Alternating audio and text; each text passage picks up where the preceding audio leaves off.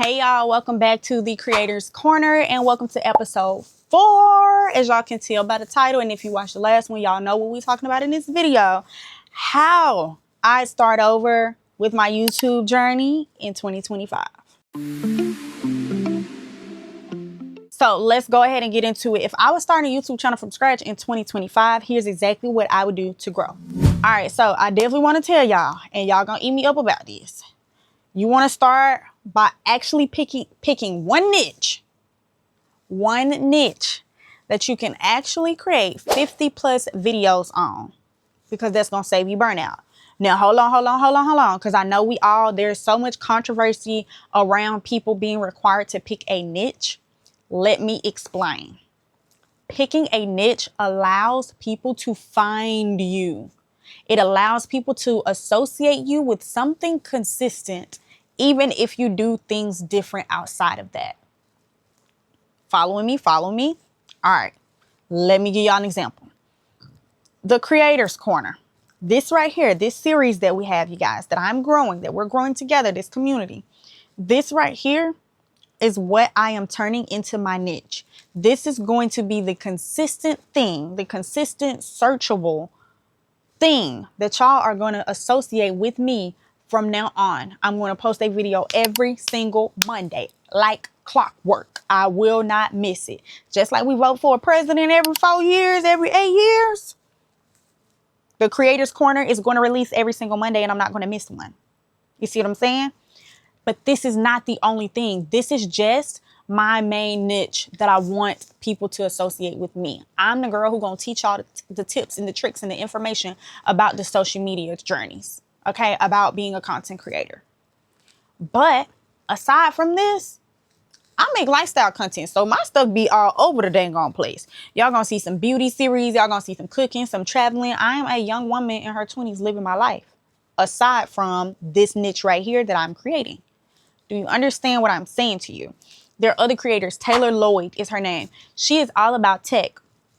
You're gonna always see her post something about tech. But what you do know is she has a life too. If I ain't mistaken, she married and got a son. I could be wrong, but I believe so. I know she got a life outside of tech, and she be posting it, and I be watching it. That's all I'm trying to tell y'all. All right, but that is the first thing. Pick a niche where you will not have burnout. Pick one niche that is something you can talk about, you can make videos about, you can engage in over and over and over and over. If that is self-care for you and like body care, and you want to buy and show people hygiene care, you can do that 1,000 times over. If that needs to be your main thing that you push on your channel. Not the only thing, but the main thing. Okay.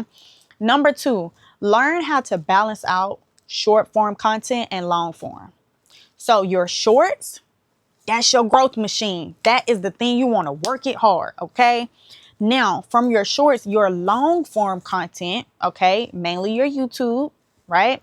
This is what's going to keep your viewers interested. This is what's going to build your authenticity. Okay.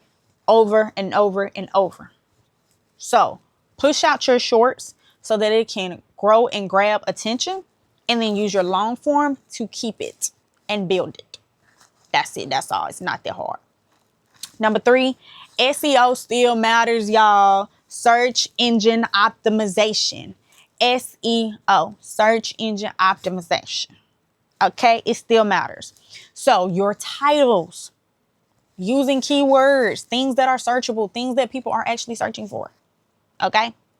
Your thumbnails, that is your attention grabber. First impressions do matter. If it's ugly, if it don't look clear, if your pictures is blurry, I'm not clicking it. And your description is going to help the search engine, the algorithm on YouTube, bring your videos up. Okay. Think clickable and clear and concise. 3 C's, clickable, clear, concise. Period. Next up, have a posting strategy. Okay. 2 to 3 shorts per week, or daily if you can. I prefer daily. I'm going to push you guys for daily, but if not, 2 to 3 times a week. We going to make it happen. Okay. And you want to do one strong long form content anywhere from 10 to 15 minutes once a week. Simple. You can do it. Next up, here are some tools that I would use if I was starting over. Oh my God.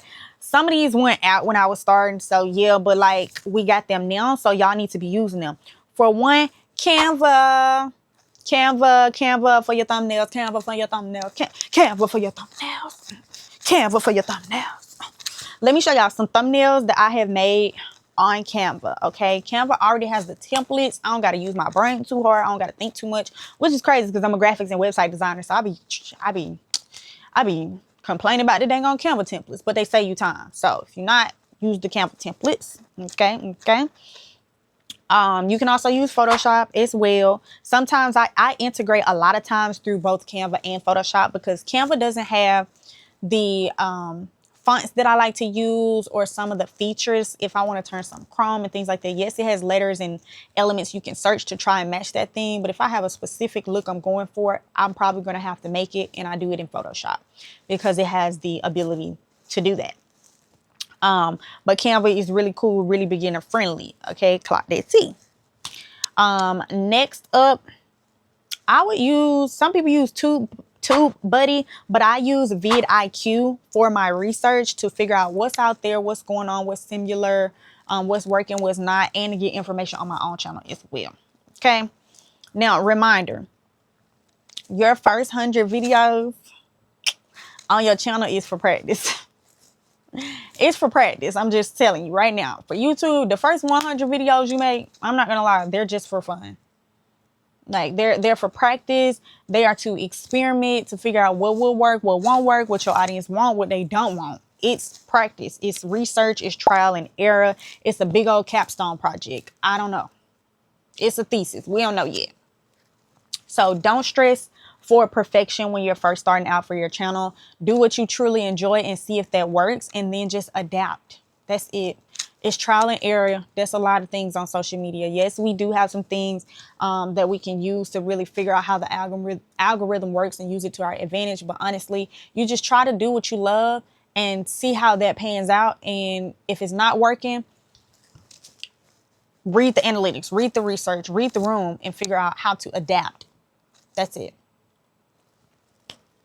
So I hope y'all enjoyed this video. I'm not going to hold y'all too long. Please make sure you like, share, comment, and subscribe. Y'all, I'm super excited. The Creators Corner, we're going to continue to grow.